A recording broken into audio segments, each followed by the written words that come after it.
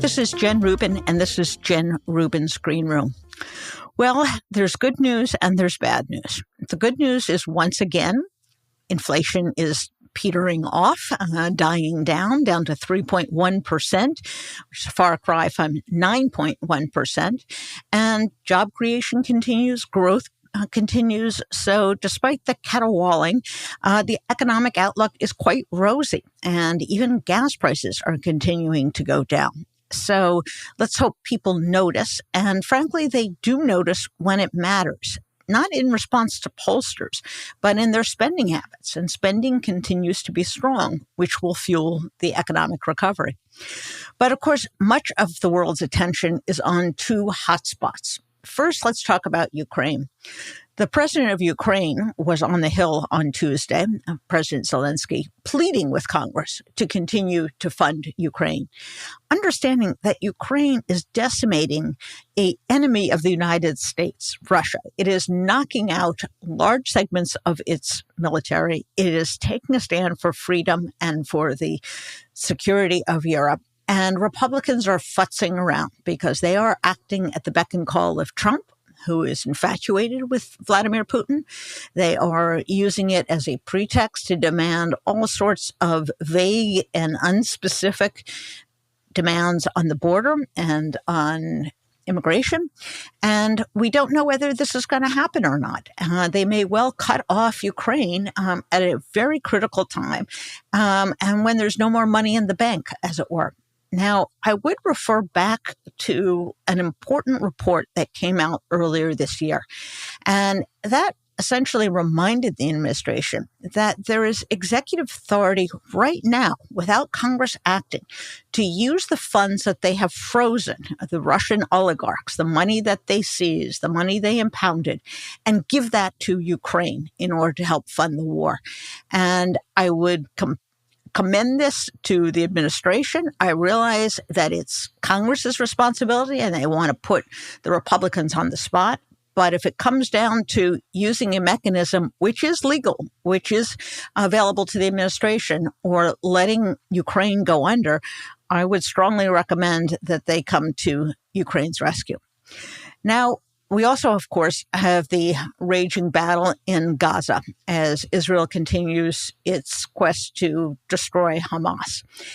Quite frankly, if you've noticed in the last few days, the reports of Palestinian deaths has been greatly reduced and rather muted.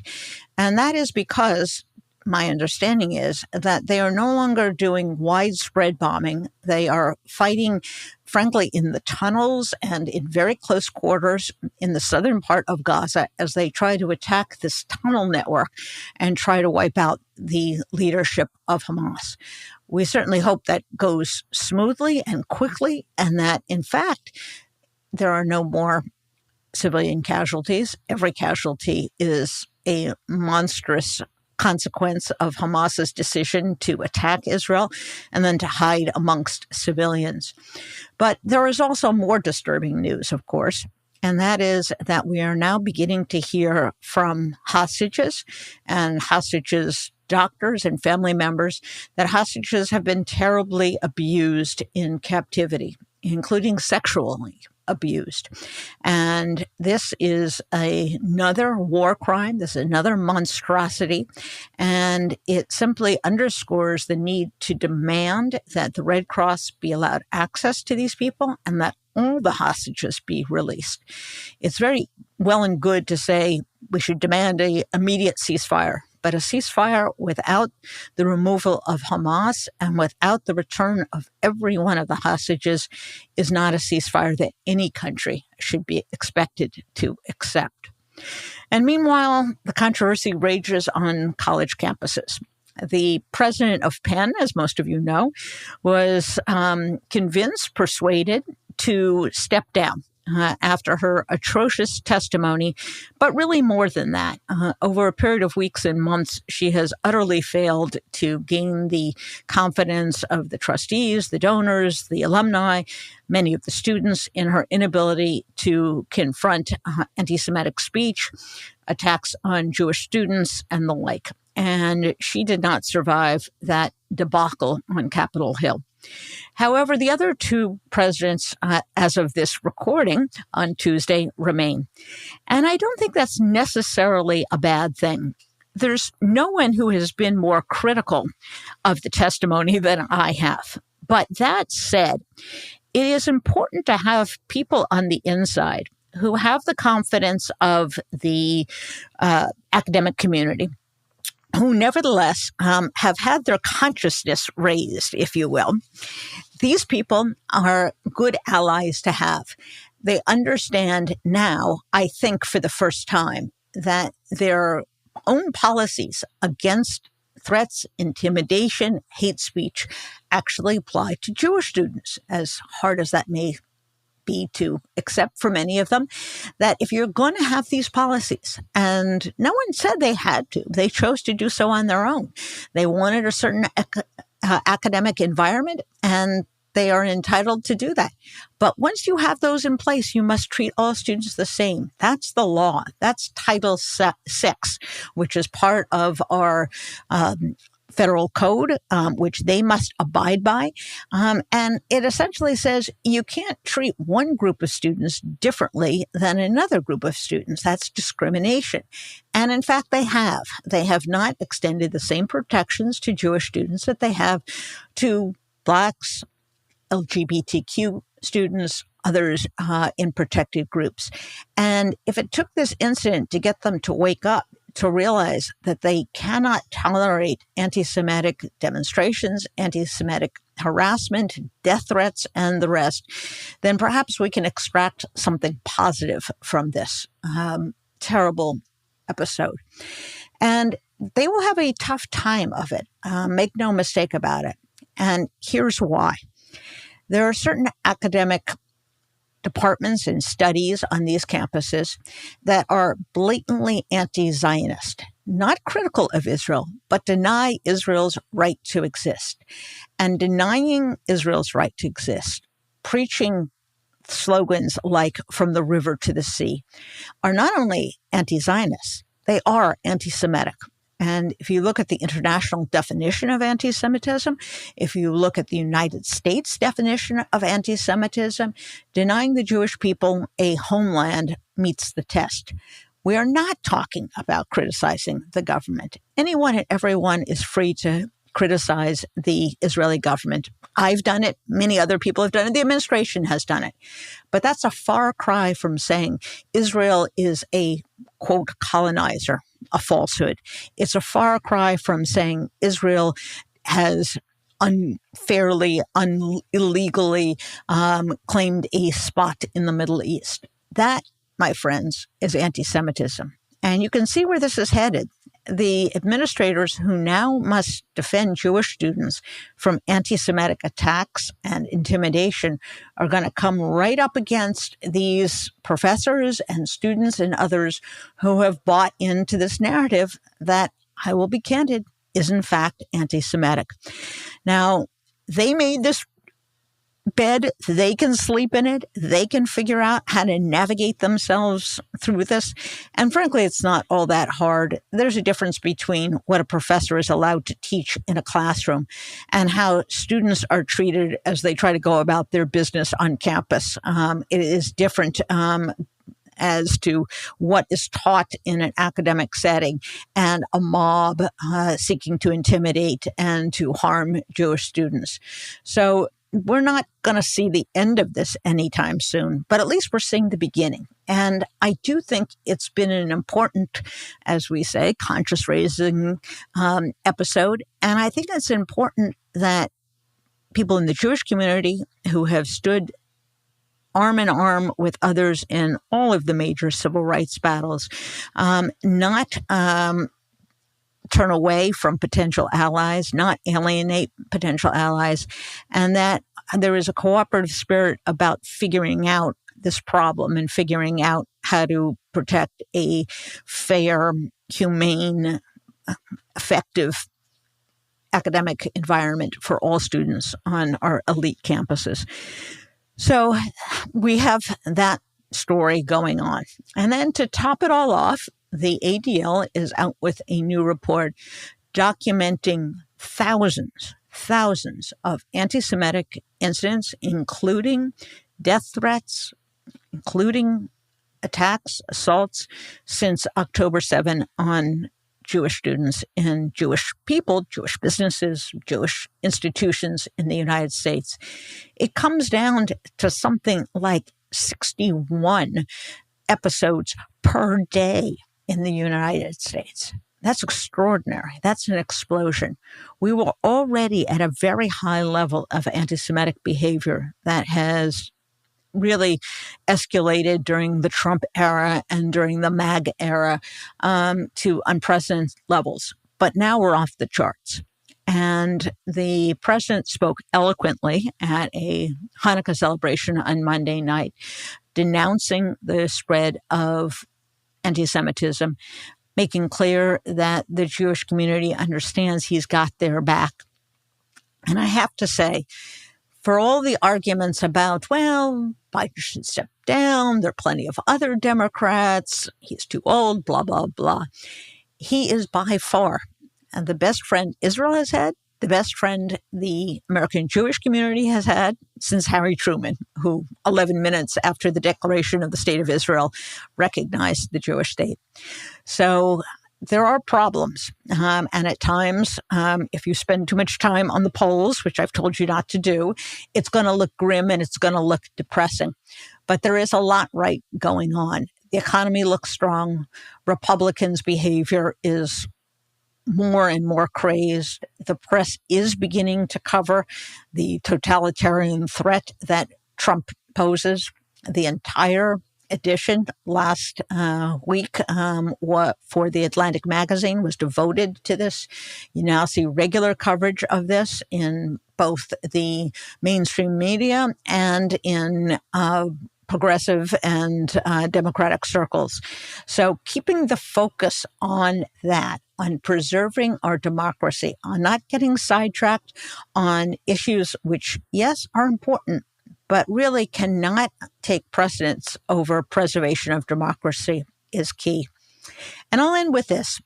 There was an interesting dialogue between Liz Cheney, who is out promoting her book, and Stephen Colbert earlier this week. And they got into discussion as to whether Donald Trump is the natural progression of the modern Republican Party or whether he is a departure. And you can imagine that Liz Cheney, having been a Republican all of her adult life, was making the case that Trump was really a departure, a sharp departure. Meanwhile, you had Stephen Colbert, who was arguing, really, how different is this from Newt Gingrich? How different is this from the Tea Party? Didn't a lot of this white nationalism begin as far back as Richard Nixon and the Southern strategy? It's an interesting debate, and it's one that goes on not only in Democratic circles, but frankly in never Trump circles, those of us who left the Republican Party. And many of us, I'll speak for myself in this instance, do believe that we were somewhat blind to the danger signs, to the warnings that existed within the Republican Party for a long time. At the same time, seeing the antecedents, seeing the precursors of Donald Trump, I think we can also acknowledge that he took this much further and took the party and the country in a dangerous direction. But, and I want to stress this is a conversation for the day after. You have a reconciliation panel, if you will, or a historical debate after you've saved democracy. And right now, the focus has to be on 2024. It has to be on defeating Donald Trump. It has to be on making sure the Republican Congress, which is led by a white Christian nationalist, does not retain power. And later on, we can have this very interesting philosophical historical debate. And perhaps we'll have it here. Perhaps we'll talk more about it. A previous guest, Heather Cox Richardson, has written extensively about it. It makes a pretty compelling case that there were a lot of antecedents of Donald Trump going back not only to the birth of modern conservatism, but all the way back to the 1850s in the United States. But for now, my friends, It's keeping your eye on the ball. It's making sure you, your kids, their friends are registered to vote if they're over 18. It's about giving to campaigns that are dedicated to the cause of democracy. It's about volunteering and helping as a member of our democracy, whether that's volunteering as a poll watcher on election day, or whether it's helping a candidate of your choice or an organization dedicated to democracy do its work. So there's plenty to be done.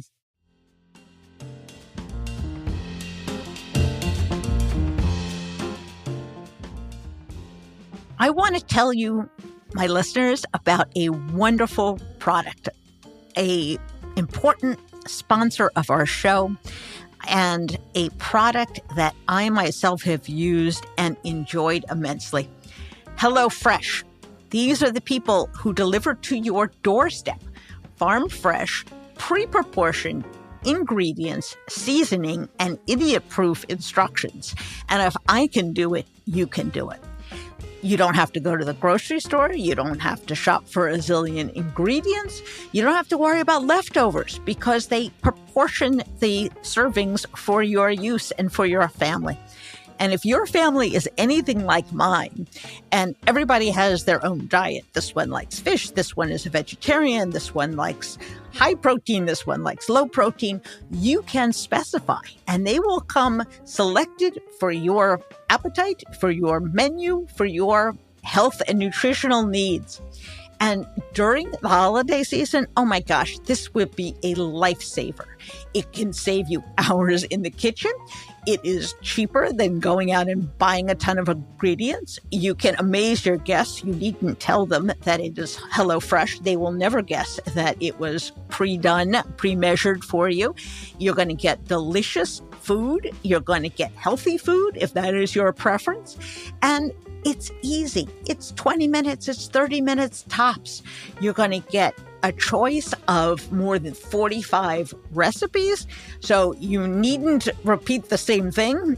If your house guests are staying less than 45 days, you're going to be set because you needn't serve the same thing twice.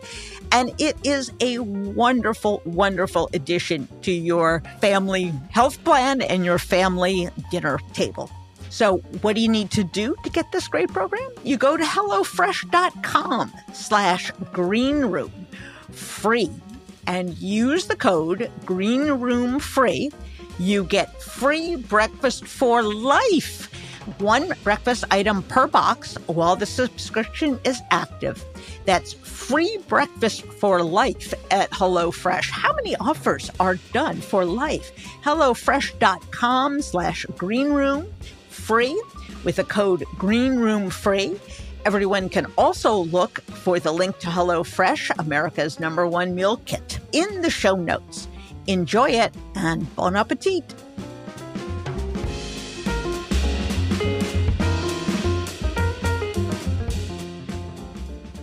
We are confronted with horrors as far as the eye can see.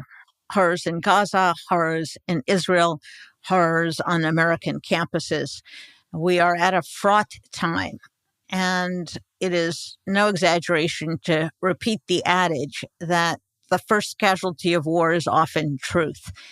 But truth matters. It matters to history. It matters for justice. It matters in a democratic society so we can understand problems, so we can hold wrongdoers accountable, so we can hold our own government accountable. And we see this in big ways and we see this in small ways.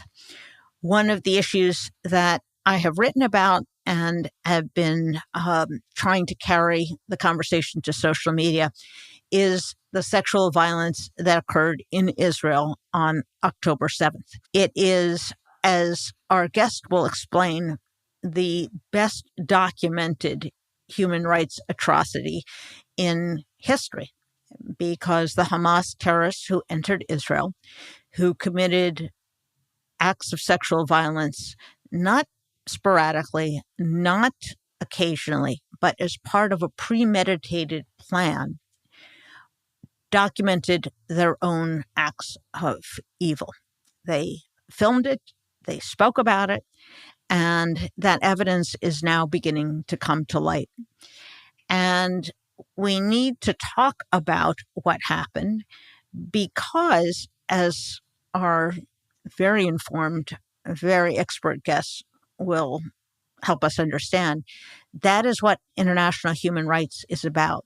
That the identity of the victim does not matter. That if human rights are violated in one place, they can be violated everywhere. Our guest today is Professor Ruth Halperin-Kaddari. She is a law professor. She has held positions at the United Nations.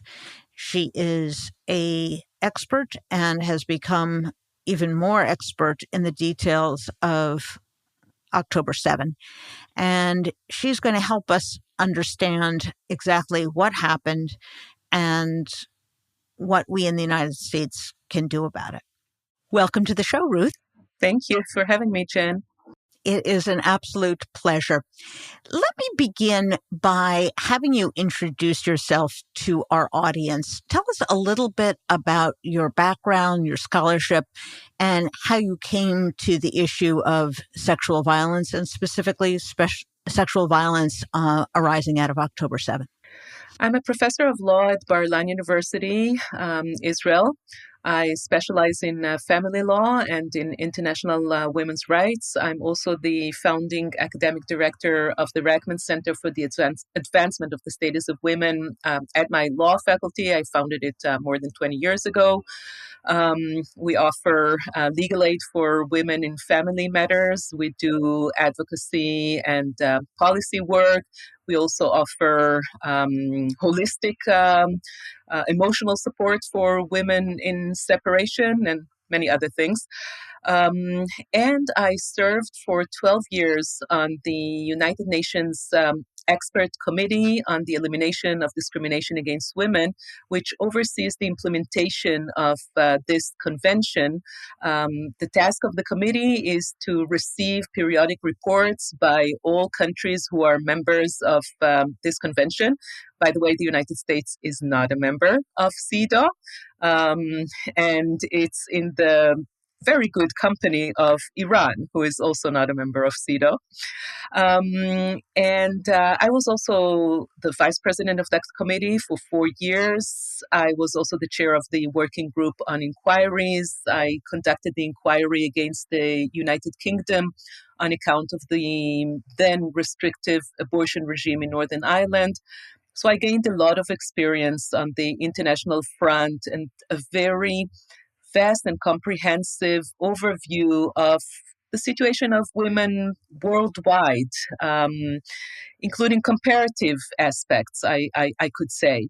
But none of this really prepared me emotionally to find myself where I did find myself on October 7th, or rather October 8th, because on October 7th, at least I could not yet grasp what actually happened.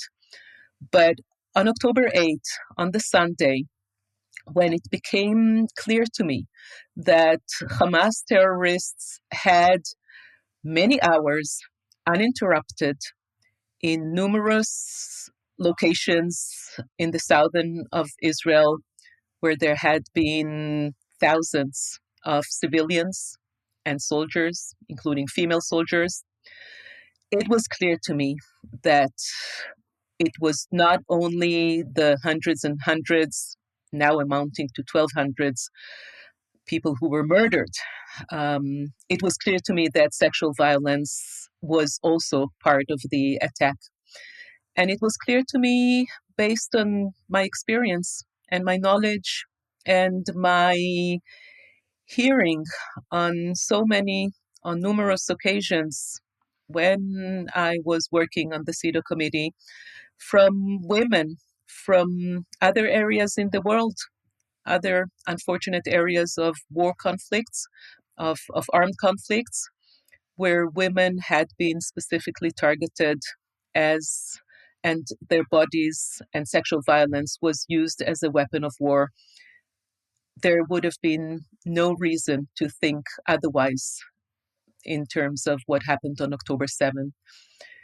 And so I began to look for the information after I actually called the person whom I realized was occupying the exact position in the UN, which was specifically appropriate to deal with this matter, the special representative of the Secretary General for sexual violence in conflict times, Ms. Pramila Patten, who was a long-time friend and colleague from my years on CEDAW.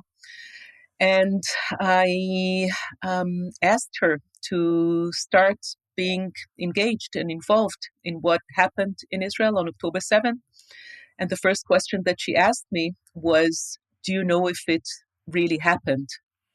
And that led me to start finding information besides what was already then on the internet and the rumors that people had. We should recall that Hamas terrorists came equipped with body cameras with the purpose of recording all their atrocities in real time and broadcasting them to the whole world in real time. The thing is that just one day afterwards, perhaps when they realized that this does actually this does not do good service for them, they started erasing all those video clips, and they engaged in the most sinister campaign of denial. So to combat this denial, together with some other colleagues, including Professor Francis Radai from the Hebrew University, we wrote an email, a letter, and emailed it to a number of United Nations human rights bodies, including the CEDAW committee, which I mentioned, which I was part of in previous years. So we sent them the letter. We sent to the Committee on the Rights of the Child, to the Special Rapporteur on Violence Against Women, to the Special Rapporteur on Enforced Disappearances. Of course, this had a lot to do with the hostages that were taken by Hamas to Gaza, and to UN Women. And we asked them to acknowledge that Hamas committed crimes against humanity in the nature of sexual violence and gender-based violence as part of the massacre of October 7. We asked them to condemn Hamas. We asked them to issue statements to this effect. And unfortunately, the response was very disappointing. And since then, I found myself immersed in this issue of exposing and raising awareness and raising the consciousness and demanding the international human rights community to do what it is their task to do in that respect. And as you say, for roughly 8 weeks, we heard virtually nothing from the international community. And I think our listeners have to understand that the volume of evidence, if evidence is what they are looking for, is enormous. It comes from eyewitnesses. It comes from people at the morgue who observed the bodies. It comes from first responders. It comes from Go cameras. It comes from the confessions of terrorists who were interrogated. And I think there can be no doubt that this was not scattered, this was not random, that many of the terrorists who were interrogated said they came with directions. They came armed with phrases in Hebrew for the women to, for example, take down their pants. They came with directions to, as they put it, to dirty, to rape women. And in any other context, this would certainly be a war crime. And as you said, in innumerable other instances, the UN has involved itself and investigated crimes against humanity and use of rape as sexual violence. Now, I want to stress as we go forward that what we're discussing has nothing to do with one's views on the war itself, on the conduct of the war, on whether there should be a ceasefire, not a ceasefire, on what one thinks about the Prime Minister of Israel or U.S. policy, that what we are talking about is addressing the specific crimes against these women, believing women, and bringing those responsible for their crimes to justice. And I think it's very easy for activists and for those who are understandably very emotionally engaged in this war to try to use each and every event to some kind of political advantage. And I want to stress to listeners, you don't have to do that. You don't have to play along with that horrible game. We're talking about facts. We're talking about truth. We're talking about justice for these women. And although I think Ruth is going to share a little bit of that, if you want, I think, the best detailed factual review of the atrocities that occurred, I would refer to you, and we'll put it in the show notes, to the Sunday Times in London, which did a very good job in very graphic terms summarizing this account. And I think one of the reasons the American press was frankly slow to report is that it is very difficult to wrestle with these horrid facts, and editors, reporters have difficulty in what they call family newspapers or family newscasts to put forth these atrocities. So I will refer our listeners to those details. But Ruth, if you could just talk a little bit about sort of the categories of things that have now been documented through all these sources of information so that people know there is no doubt, there is no lack of evidence. These are not rumors. This is not propaganda from the state. This is fact.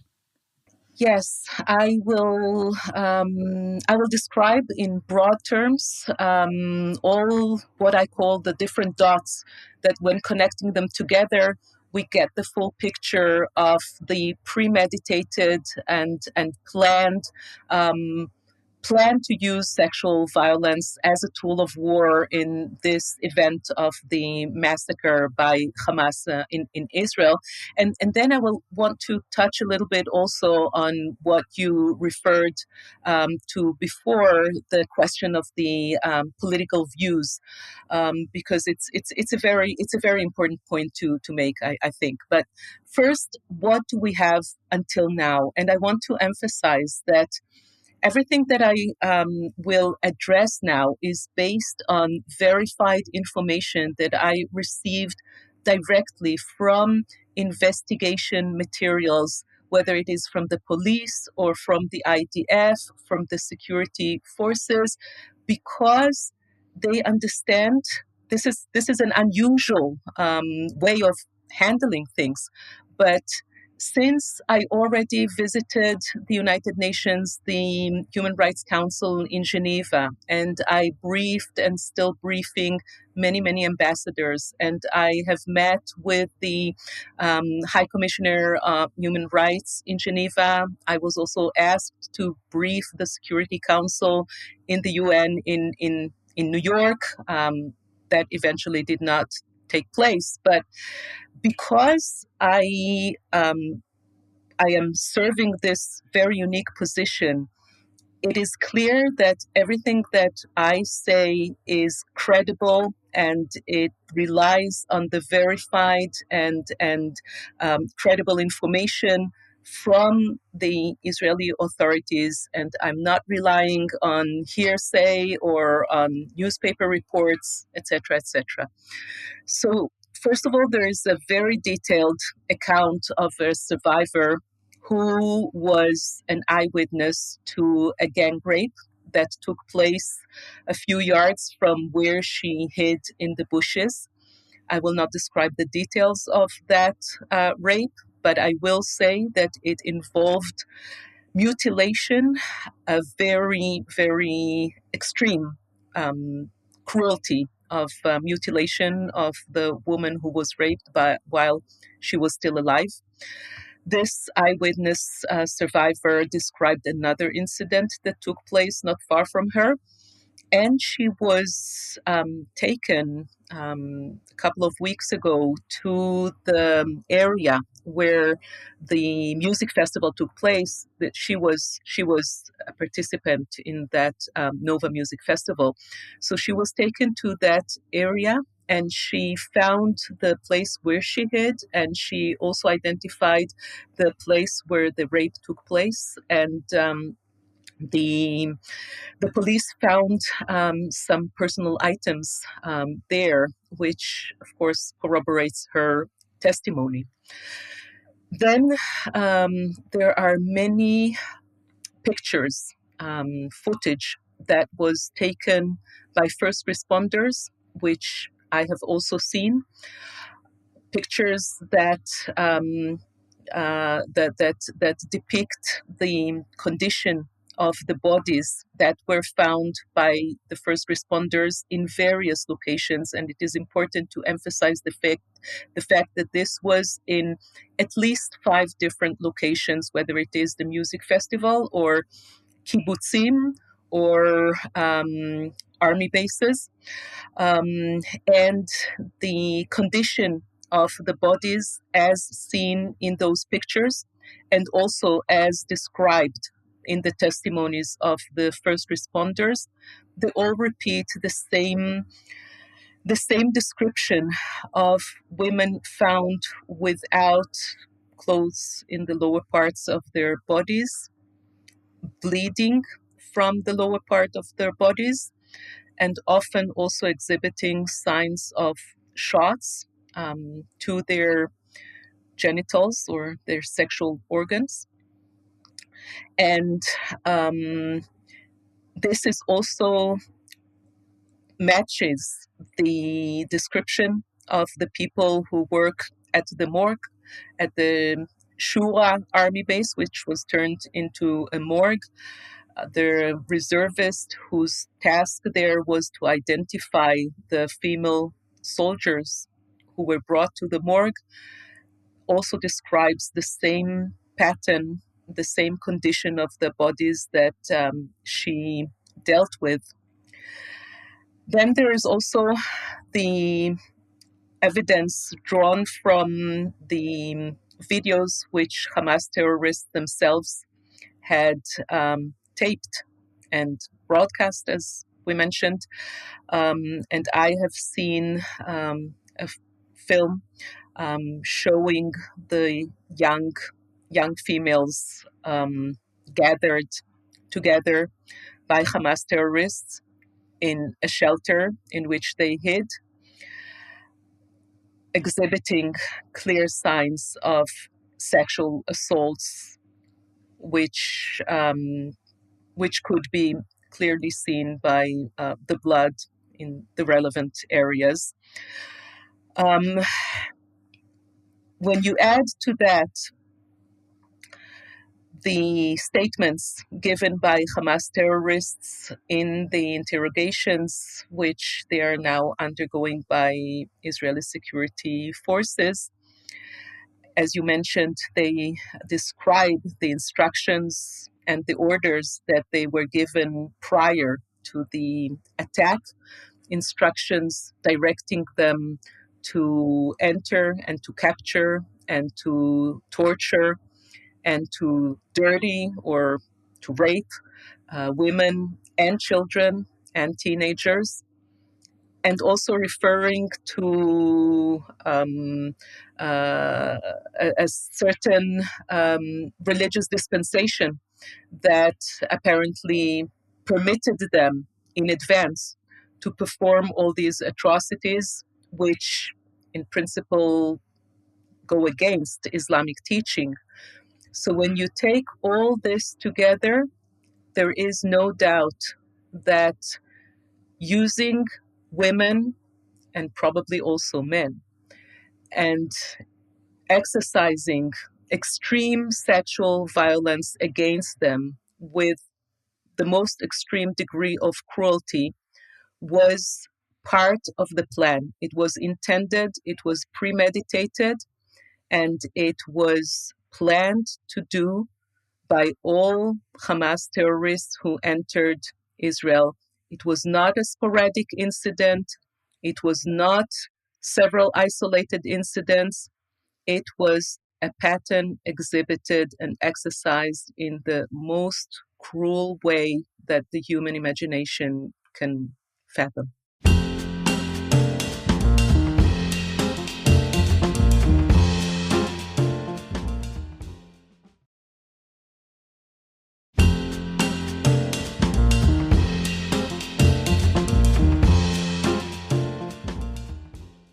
After a very long period of silence, the UN did issue statements. The UN Women Organization issued statements, and there was a hearing in New York in which many of the details were discussed. What do you think finally changed the willingness to speak out and to recognize these atrocities? I think it has to do with a few explanations. It obviously has to do with the hard work that many others and myself have been engaging in since October 7. It has to do with the international media that slowly started covering this. Also, thanks to the decision of the Israeli police to engage in briefings for specific reporters from the international media. And it has to do with the letters that not just me, as I mentioned before, on the first week of the war, but others as well, sending letters both by law professors. The letter that we sent, we had more than 800 signatories of international law professors, of gender and law professors from all over the world, not just Israel, from North America, from the UK, from Europe, from Australia, and letters to women's organizations from women's organizations, including also women's organizations out of Israel. I wouldn't want to call it campaign because I don't see it as a campaign. I see it as a battle for the truth, a battle for recognition, a fight against the denial campaign, which started as early as October 8th. And I want to go back to the previous point that you made about the politics. It's not just the fact that this has nothing to do with what you think about Israeli government or even about the current war in Gaza. It has to do with humanity as a whole. When I met with the High Commissioner of Human Rights, I presented myself not only as an academic activist from Israel, I presented myself with my hat as the expert, as the international independent expert who devoted so much of her life for the advancement of the promotion of human rights, of women's rights to all women all over the world. This is a universal battle, and calling the international human rights community to do what they are supposed to do is not only in the name of Israel, it's in the name of women and of humanity worldwide.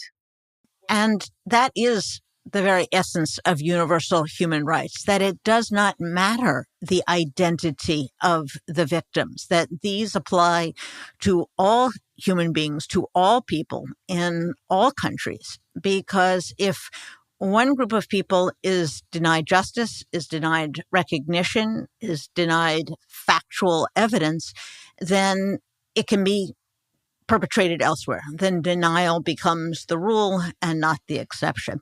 So it is not out of some special favor or special treatment.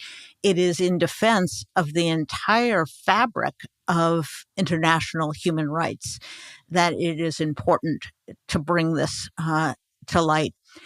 Now, I think we can all fill in the dots as to why it took so long, and part of it may be benign in that in the days after this horrific event, there was confusion. There was not a process that anticipated this. But I think we also have to come to terms with the reluctance of some in the international community to treat these Israeli women, and not all of them were Jewish. That has nothing to do with their national citizenship. There were Muslim women, there were Christian women, but it has to do with if not a double standard, at least a disinclination to treat certain victims like other victims. And I think we should be frank about that.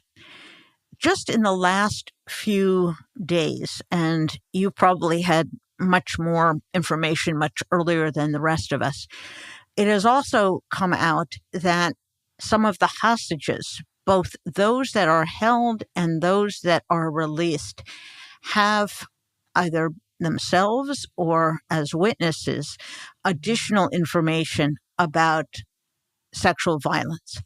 And the administration just last week, the American administration, the Secretary of State, and even the President and Vice President, has also stated that one of the reasons why the pause broke down and Hamas refused to release the rest of the women and children was fear of what they might say about this topic.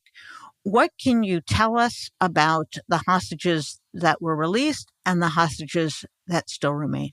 Of course, I do not want to go into details, but I can say that the concern expressed by the spokesperson of the State Department is not baseless.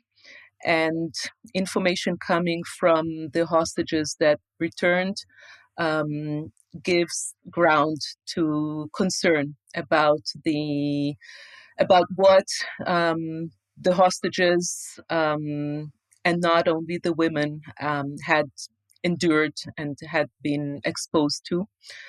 And this, for instance, led the special representative of the Secretary General, Ms. Pramila Patten, the representative on sexual violence in times of conflict, to issue a statement which to date is the most far-reaching statement by any UN entity, joining her voice to the concern and strongly condemning in many terms the Hamas attack, and expressing her wish to conduct a visit to Israel to meet with the hostages and to be the voice for the victims that are no longer with us, and of course to call for immediate release of all the hostages. And I very much hope that her call and the call of all others will indeed have its effect, because any day that these remaining hostages remain within captivity in Gaza puts them in terrible risk. And I want to be clear that in addition to sexual crimes, that conditions under which we are now hearing they were held, deprived of food, deprived of light, forced to watch the videos of massacres, that this is also a war crime. This is torture. This is inhumane and cruel treatment. And that once again, that if we are to uphold international standards, that must also be recognized. And I know that you have spoken to this point as well. What is a legal or a framework for understanding how the hostages have been treated and what is required of the international community knowing of their treatment? So there is no doubt that holding hostages is an ongoing war crime, and treating them in the manner that you just described, in which sexual violence is only part of the inhumane treatment, constitutes torture. And because it was part of a planned and intended attack against the civilian population in concerted effort to capture civilians from the enemy population, it constitutes crime against humanity according to the Rome Statute, which is according to which the International Criminal Court operates. And this obviously adds to the atrocities committed by Hamas on October 7, again, in which sexual violence, gender-based violence was only a part of, but everything that they engaged in on October 7th, I have no doubt that it falls within the category of crimes against humanity. And this is very important. It's very significant because it gives ground to issue a warrant order by the ICC. It can also be issued by some countries that exercise universal jurisdiction. It's not that I have my hopes high that anytime soon Hamas commanders will be brought to justice in international fora, but it does not mean that the international community does not have a duty to pursue the bringing them to justice.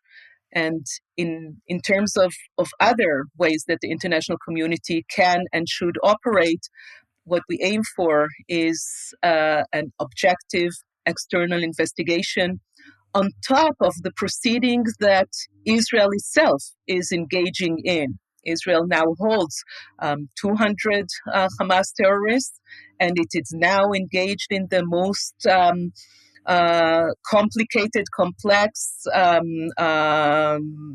largest criminal investigation in its history.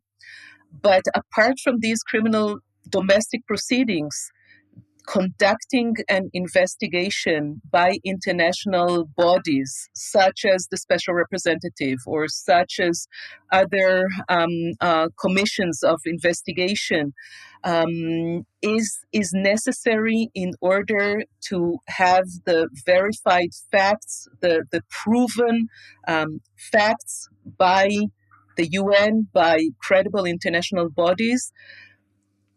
It should go down in history that what happened on October 7 is in one line together with Bosnia, with Rwanda, with Darfur, with Congo, with Sudan, Ethiopia, the Yazidis, and next to them, Kfar Aza and Be'eri, and the rest of the kibbutzim and the places that have endured these horrific attacks on October 7.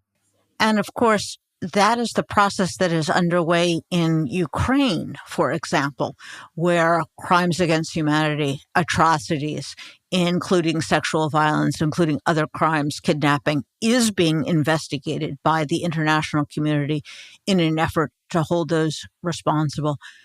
Talk to us a little bit about that process that is underway in Israel. Now that the evidence is being examined perhaps from a different perspective or a different light than it was in the immediate aftermath, when, frankly, they were still determining how many bodies, how many dead persons were there. What is the process now in terms of evidence gathering and a legal process that would seek to hold those people accountable?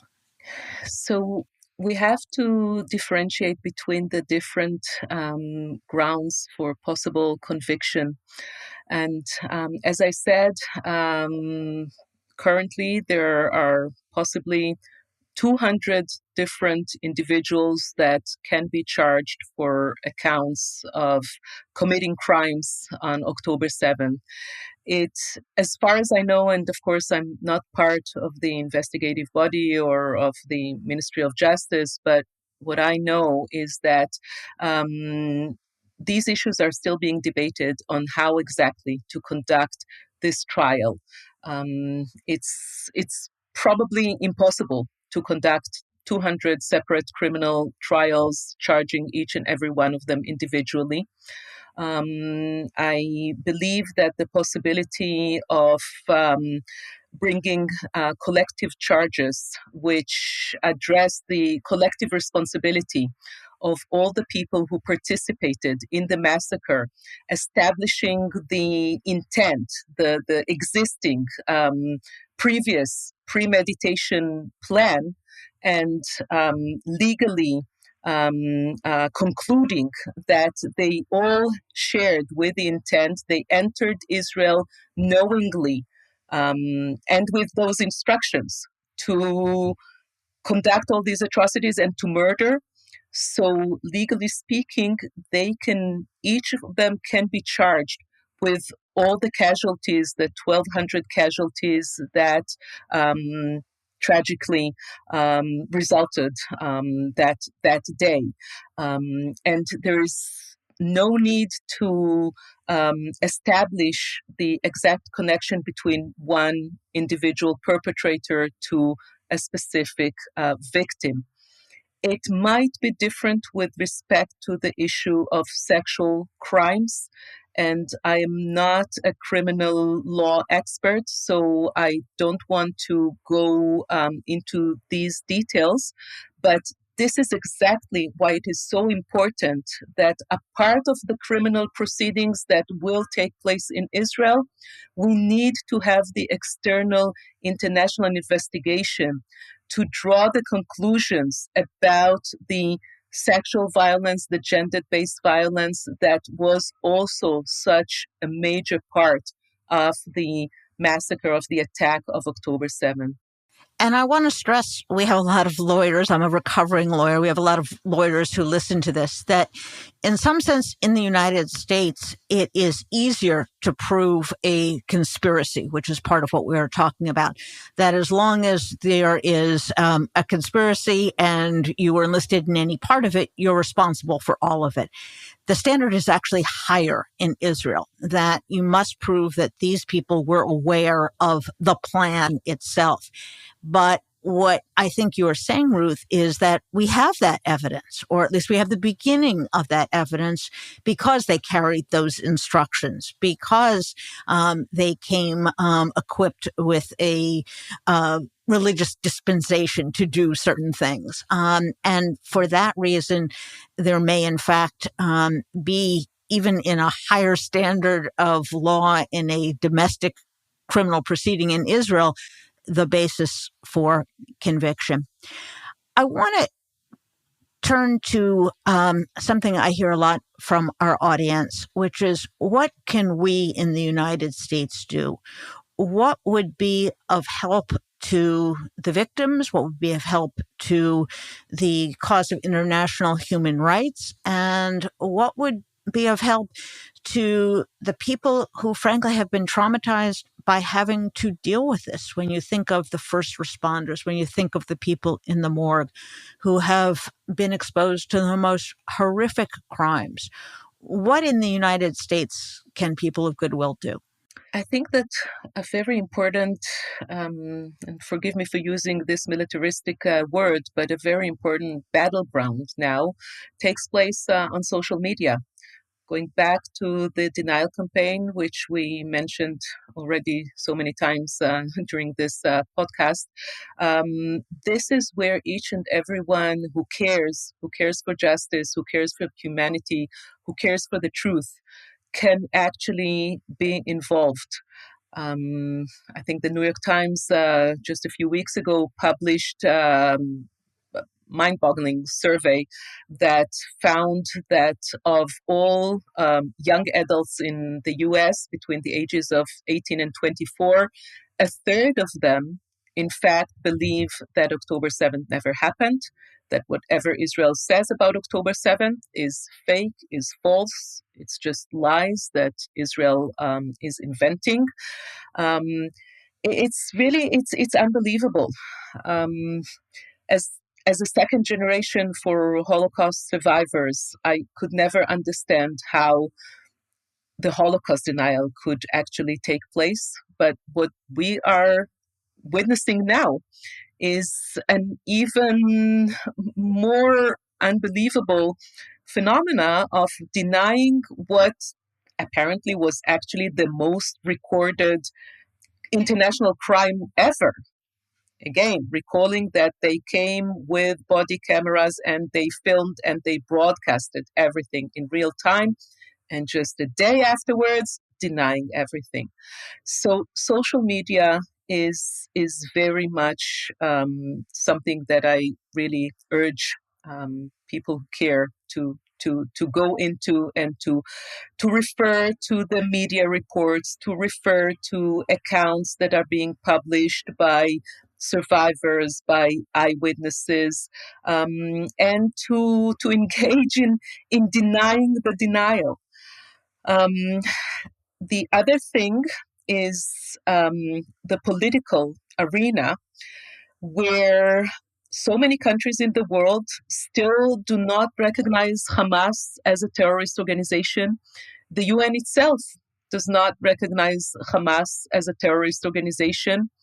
This is still something, this is a battle that needs to be fought to mobilize the whole world together against this dark and evil terrorist group. Just like the world united against ISIS, so it should be united against Hamas, recognizing that they represent the pure evil, that they represent the gravest risk for peace and order in the world, and the whole world must be united against them to eradicate them.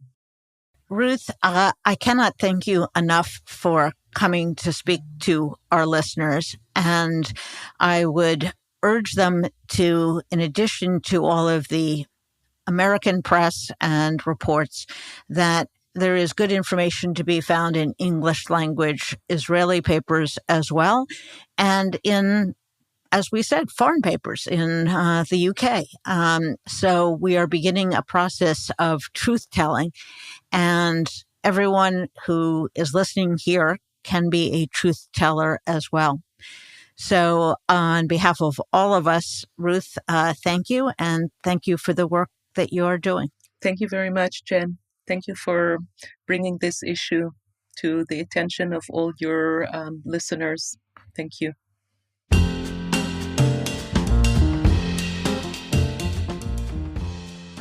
And that was Ruth Halperin-Kaddari. It is a very sobering, very disturbing conversation that we just had, as it should be, because truth is not comfortable. Truth is not a sop. Truth is not a way of comforting one's soul. It's a way of awakening one's conscience. And that is what is required in this very difficult time. It is very easy for people to play the what about game. What about Gaza? What about this? What about America's crimes? What about these people's crimes? But I must say, that has no place in this conversation. After the Holocaust, when Nazis were put on trial in Nuremberg, it was not an excuse to say, but what about Dresden, where there was saturation bombing? That is the nature of international humanitarian law, that you cannot simply refer to others' wrongdoing in your own defense. Otherwise, no one would be held responsible for anything, because we live in a very dangerous, very fraught world. That each crime, each offense has to be examined on its own terms, and people responsible have to be held accountable. And so if there is a message that I would ask you to take, and Ruth talked about going into social media, is to put an end to the whataboutism, put an end to the denial. These things happened. They must be addressed. We do not engage in, and what about Israel? And what about the United States? And what about Russia? These things, if there are other crimes to be investigated, if there are other violations of international law, will and must be addressed on their own. But for these victims, for these women, they deserve the truth, they deserve justice, they deserve recognition of their humanity. So I thank you for joining this, and I thank you for the advocacy you may do. If you found this program interesting, if you found our other programs interesting, please tell your friends. They can find us at Jen Rubin's Green Room on Apple Podcasts, Spotify, or wherever they get their podcasts. Bye-bye.